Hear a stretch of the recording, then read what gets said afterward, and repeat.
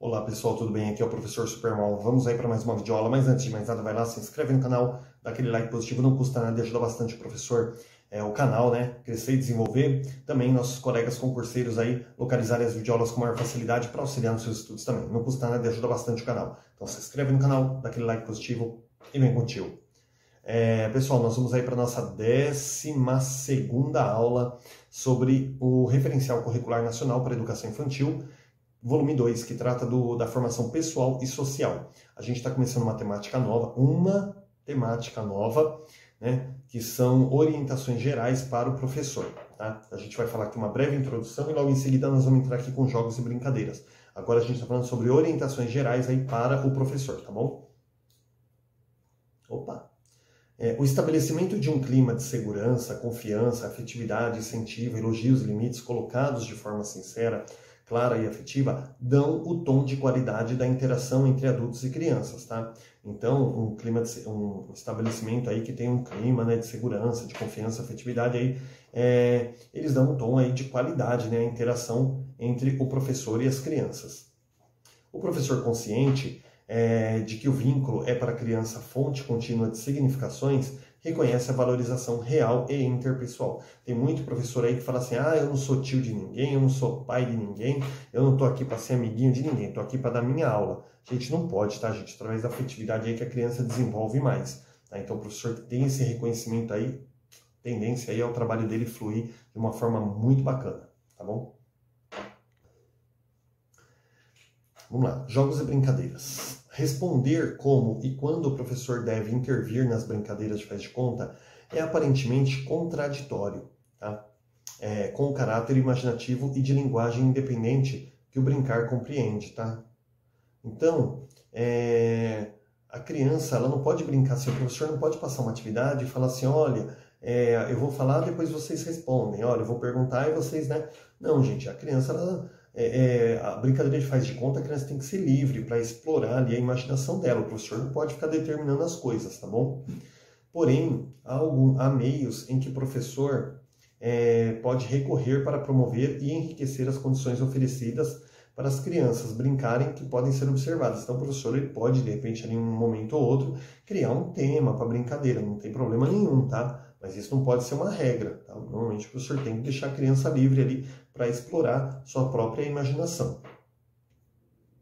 Para que o faz de conta torne-se de fato uma prática cotidiana entre as crianças, é preciso que se organize na sala um espaço para essa atividade, separado por uma cortina, biombo ou outro recurso qualquer, no qual as crianças poderão se esconder, fantasiar, brincar sozinhas ou em grupos, de casinha, construir uma nave espacial ou trem.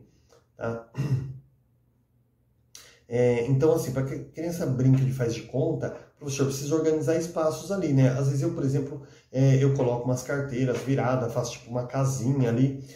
Outras vezes eles mesmos entram debaixo das mesas e fazem ali como se fosse um clubinho deles, né? Às vezes eu pego ali alguns papéis pardo e forro em volta para fazer as cabaninhas. Então precisa proporcionar esse espaço para que o faz de conta aconteça. Seja uma casinha, um clubinho, uma nave espacial, uma caverna, tá? O que quer que seja ali que eles vão explorar. Você tem que dar condições também deles trabalhar essa questão do faz de conta.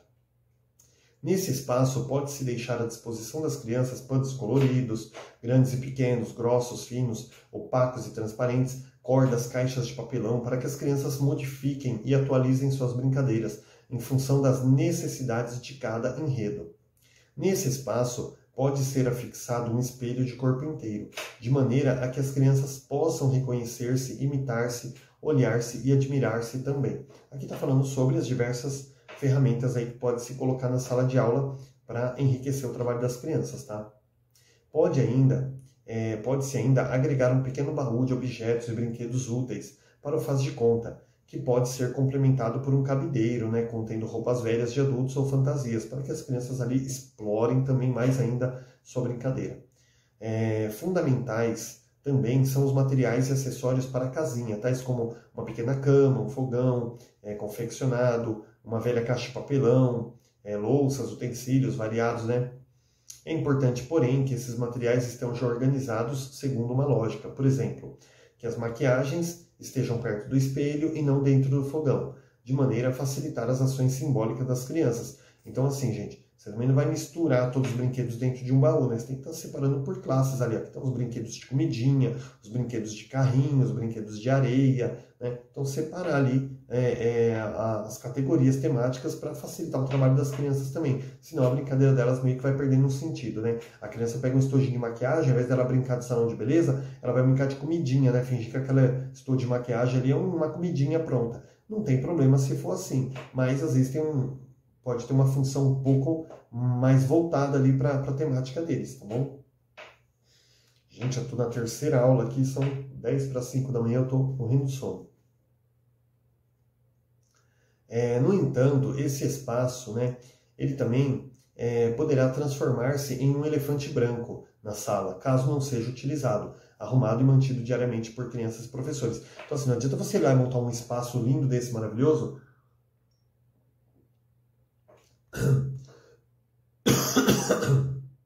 como aquelas prateleiras de pano para livros, por exemplo, e o professor não deixa as crianças usarem os livros, né? Não deixa as crianças ter acesso.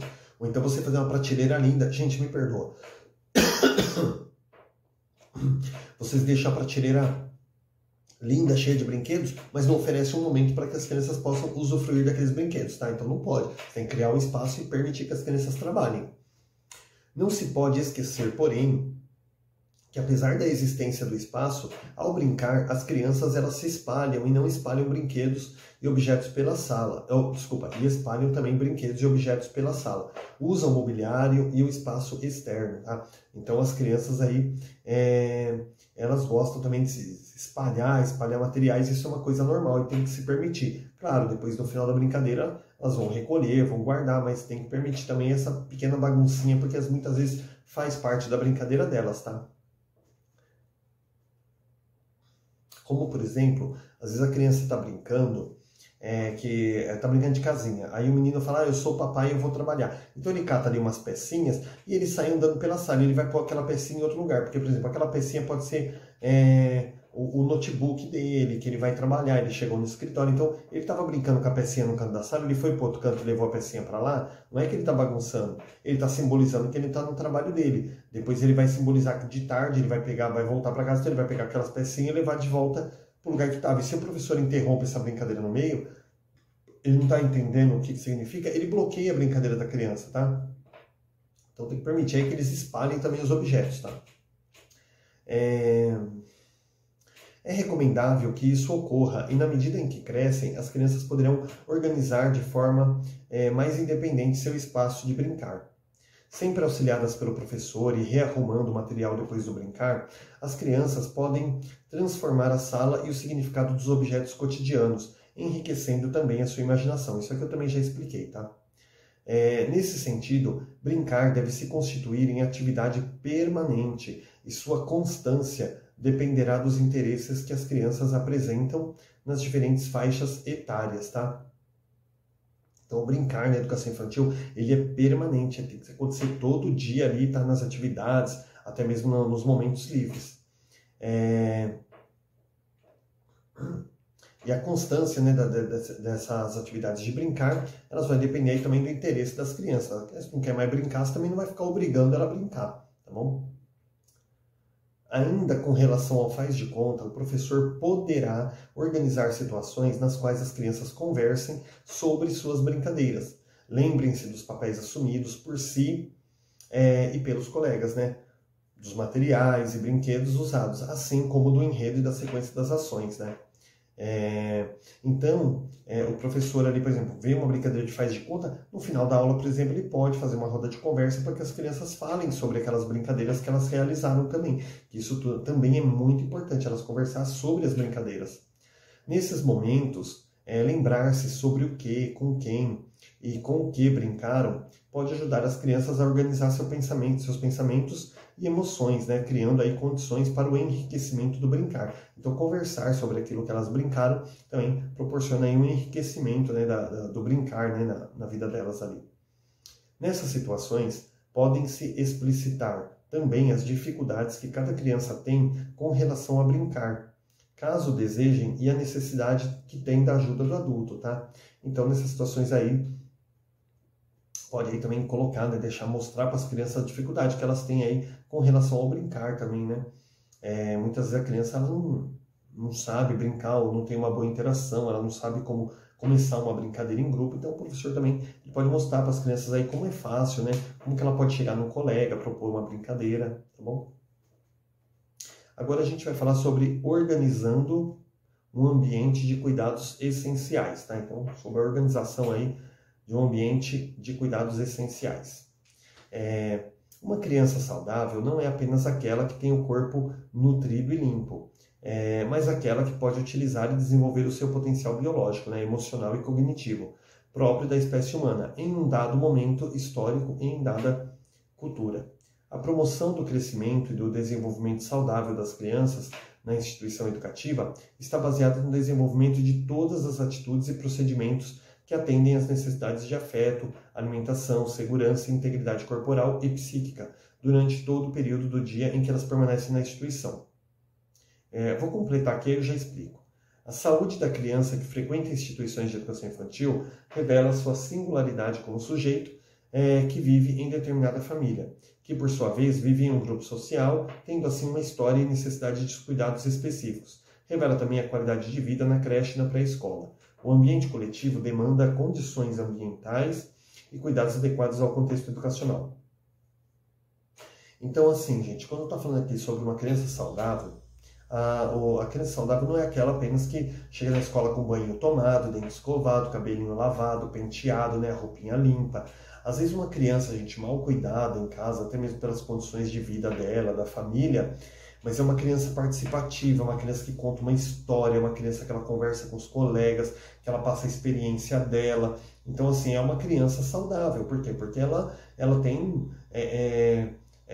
um bom relacionamento, ela tem uma boa experiência cultural, emocional, cognitiva, tá? E ela demonstra tudo isso. Então, ela é uma criança saudável. Pode não ser saudável na questão de saúde, bem-estar, mas ela é saudável no quesito, assim, intelecto dela, tá?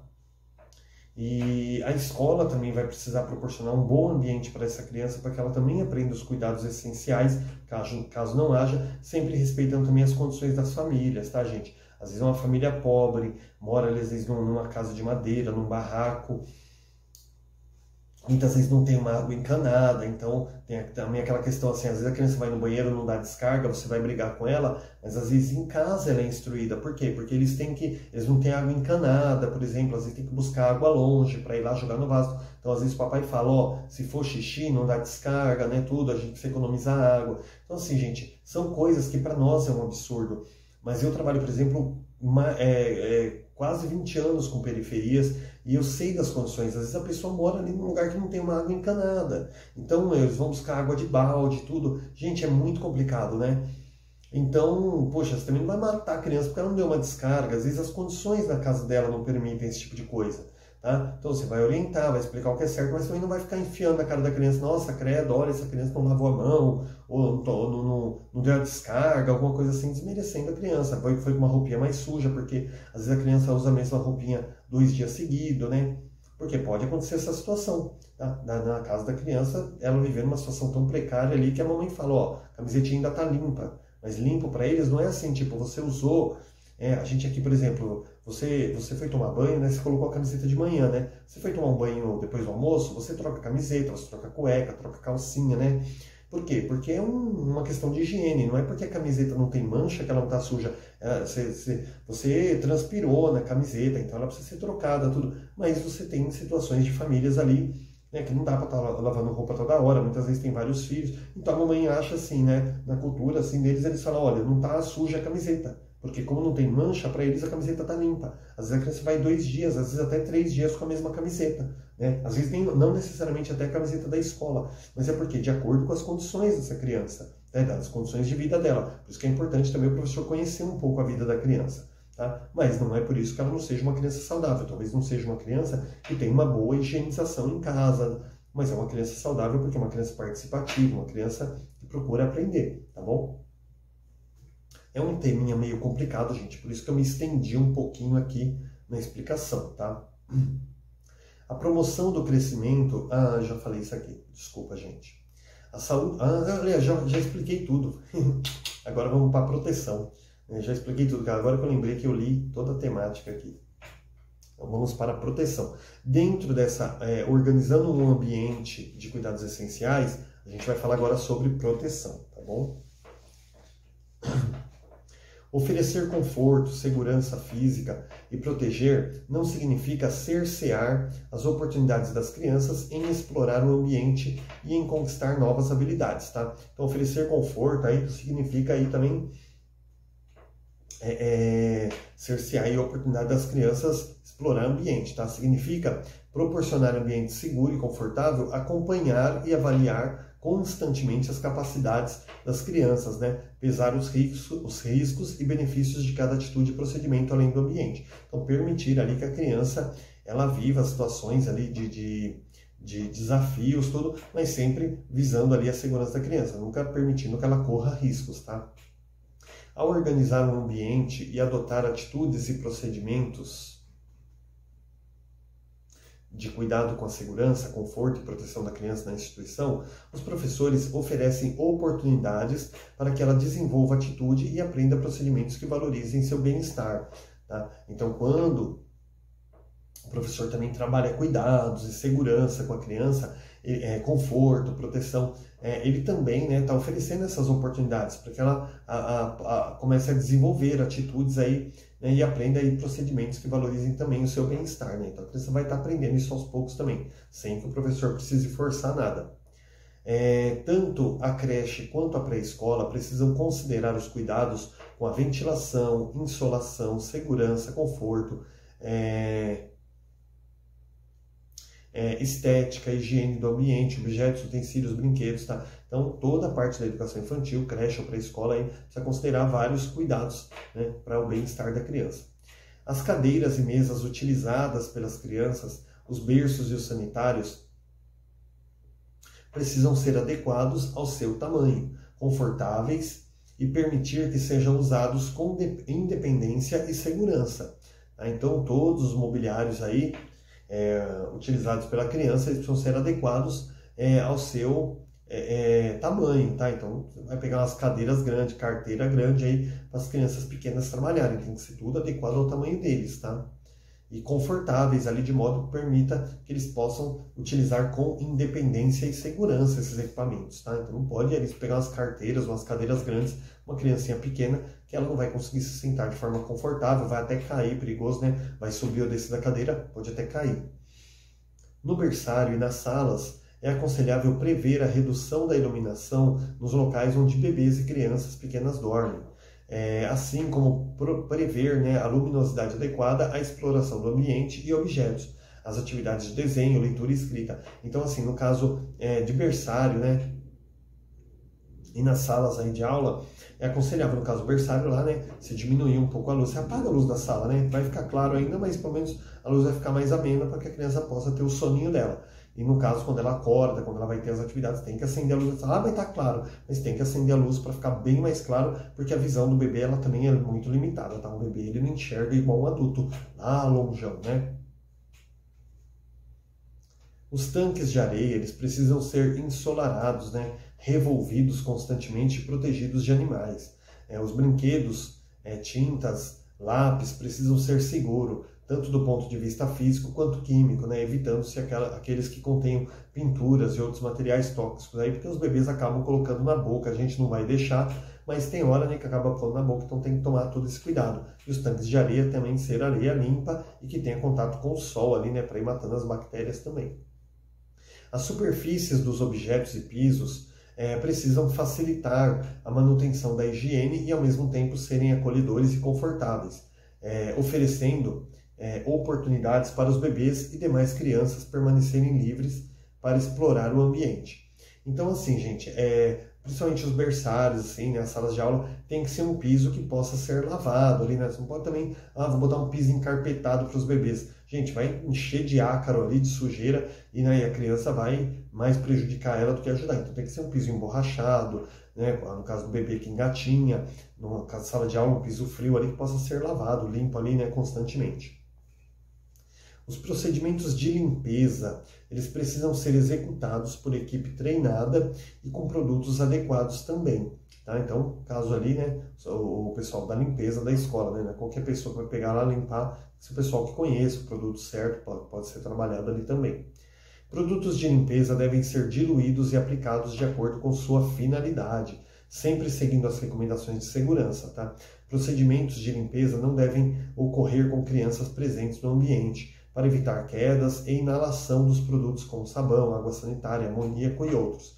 Então ali, os profissionais que trabalham com isso também têm que ter esse cuidado de usar o produto certo, para o local certo e também nunca com criança presente perto daquele ambiente, tá? Pela segurança física e também pela saúde, a questão de inalação aí de produtos químicos.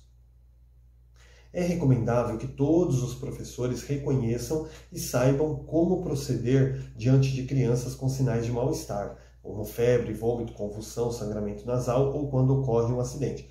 Então o professor também tem que reconhecer, né, quando a criança não está legal ali, né, comunicar a gestão para que possa comunicar aos pais, né, para que possa estar buscando a criança ali caso haja necessidade.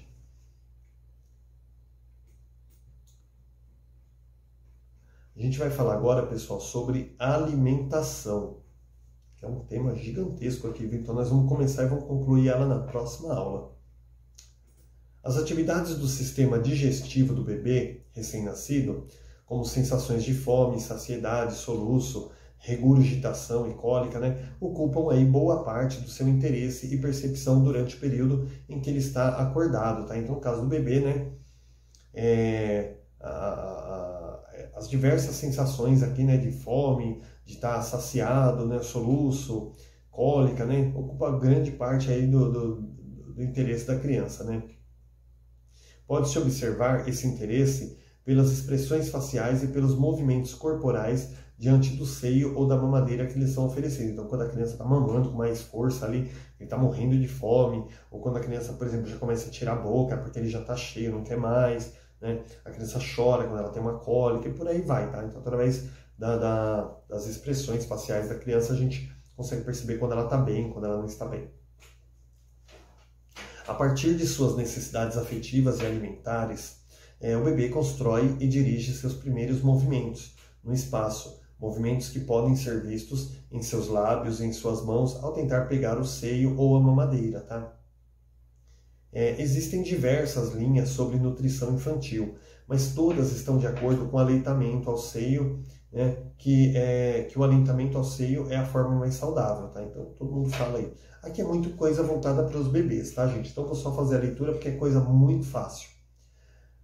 É aconselhável que a instituição de educação infantil incentive e auxilie as mães nessa prática, acolhendo-as, dando-lhes informações e propiciando o local adequado para que se possam amamentar seu bebê, se assim o desejarem e puderem, tá? Então, sempre a instituição aconselhar as mães, orientar aí que elas façam, né, tenham essa prática aí de amamentar a criança aí sempre que for possível, tá? Tem uma geração desgraçada nesse momento, gente, perdoa da expressão, que tudo é mimimi, né? Uma mãe amamentando a criança na rua, assim, é tudo, que isso é atentado ao pudor, não sei, olha, gente, chega a dar nojo desse tipo de coisa, sabe? Porque a gente vê coisas muito piores aí, homens aí vestindo maiô e balançando seus testículos aí num fio dental e ninguém fala nada, né? E aí quando uma mulher vai amamentar um filho, uma criança, gera essas polêmicas e, olha, gente, nós temos que incentivar a amamentação infantil. A mãe vai amamentar a criança, normalmente a mãe vai, coloca ali, né, o seio, cobre, né? Então não tem problema nenhum, né? Então, muito mimimi pro meu gosto, né? Esse tipo de coisa. Bebês amamentados exclusivamente ao peito têm esquemas de introdução de alimentos, né? Sucos, frutas, papas, diferentes daqueles que já recebem o leite de outra espécie. Quando os bebês menores de 6 meses eles frequentam a creche e já foram desmamados, ou então em processo de desmame, é necessário que um profissional de saúde possa supervisionar a oferta do substituto do leite materno. Tá? Então, no caso aí, nutricionista, tá vendo aquela criança que está no desmame ou que já desmamou, vendo aí o substituto, né, se é compatível. Por exemplo, gente, a minha filhinha, né, agora já vai estar com 12 anos e meio aí, mas ela, por exemplo, ela não usou leite ninho. Não se adaptava, era um leite muito forte, e a gente, meu Deus, como a gente ficou pobre naquela época. pelo amor de Deus, gente. A gente comprava aquele leite Nan, que custava o preço de um Honda Civic, cada latinha. Gente, que leite caro, e a gente sofreu, puta, a gente gastou horrores com aquele leite. Quando aquela menina parou de tomar leite Nan e começou a tomar o leite normal, integral, gente, a gente fez até uma festa aqui em casa para comemorar. Porque, meu, o leitinho caro, velho, dá para comprar, ó, você vendia um Civic para poder comprar uma lata de leite, aí quando acabava você vendia um Corolla, meu, você tinha que vender quase a casa já, para sustentar a criança com aquele leite Nan, né, que eu não sei porque que eles cobram tão caro no leite realmente, que é uma coisa que deveria ser assim para facilitar a vida do ser humano. Eu não vejo necessidade de cobrar 50, 60 reais uma latinha de leite, né? Sabendo que puta merda, aquilo ali dura dias, né? Então muitas vezes a família aí com a necessidade, gente, ó, complicado. Então assim, às vezes a criança ela não se adapta com determinado tipo de alimento quando ela está tendo aquela questão do desmame. Então precisa ter ali um nutricionista realmente focado nos bebês para que ele possa orientar melhor a mãe ali qual vai ser o melhor alimento para substituir o leite materno, tá? Aconselha-se que as mamadeiras elas sejam oferecidas com o bebê no colo, bem recostado, o que propicia contato corporal, troca de olhares e expressões faciais entre adulto e a criança, tá? Recomenda-se que seja sempre o mesmo adulto que alimente e cuide dos bebês, pois nessa fase o vínculo é fundamental, ou seja, no caso da creche, né, sempre procurar o mesmo educador estar amamentando a criança ali, e de modo que a criança ela tem aquele vínculo, né, tem aquela confiança. Gente, eu vou falar uma coisa aqui que não pode valer para o concurso, tá? Vocês não podem utilizar isso para o concurso, porque a minha opinião ela não vale para o concurso.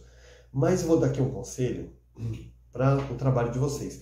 Eu estou há 17 anos na educação infantil aí, peguei do 0 ano da creche, peguei todas as fases da creche, peguei todas as fases da pré-escola, peguei todas as fases do Fundamental 1, de 1º a 5º ano, peguei todas as faixas etárias aí que a prefeitura trabalha.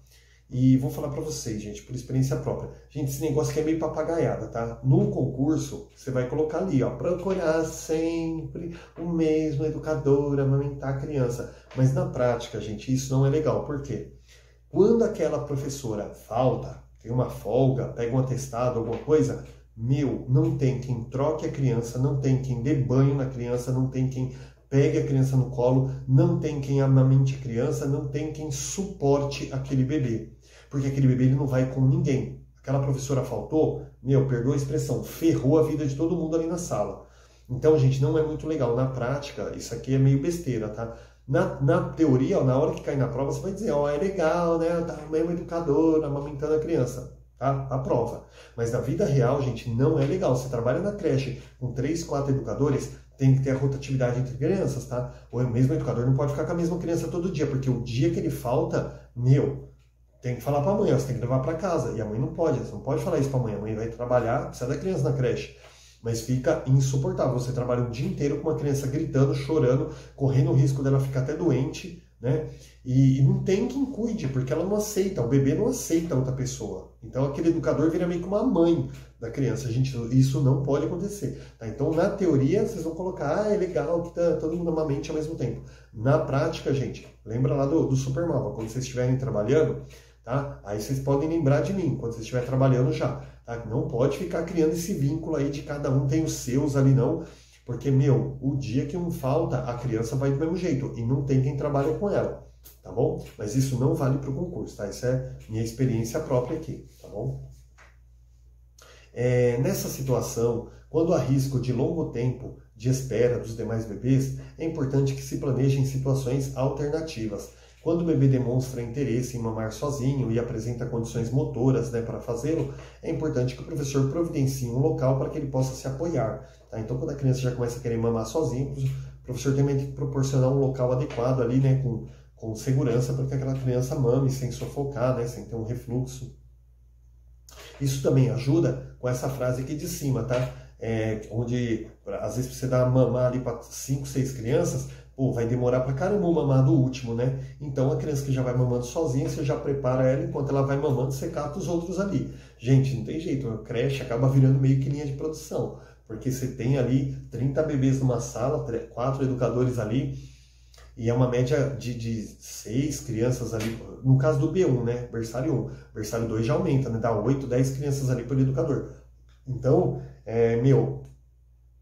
você vai dar banho, você vai dar mamar, todo mundo quer ser o primeiro, né? Então a gente é meio correria ali. Então quando a criança já vai ganhando um pouquinho mais de independência, você já vai pegando, garantindo dela ali, aí você cata o outro lá que é mais dependente. Tá bom? Gente, a gente vai cortar essa temática aqui, já deu aí os 30 minutos e vamos continuar na próxima aula, tá bom? Não esquece de se inscrever, de dar aquela curtida, acompanhar todas as videoaulas aí para ter um estudo bem completo aí para passar no concurso, tá bom? Bons estudos, até a próxima aula.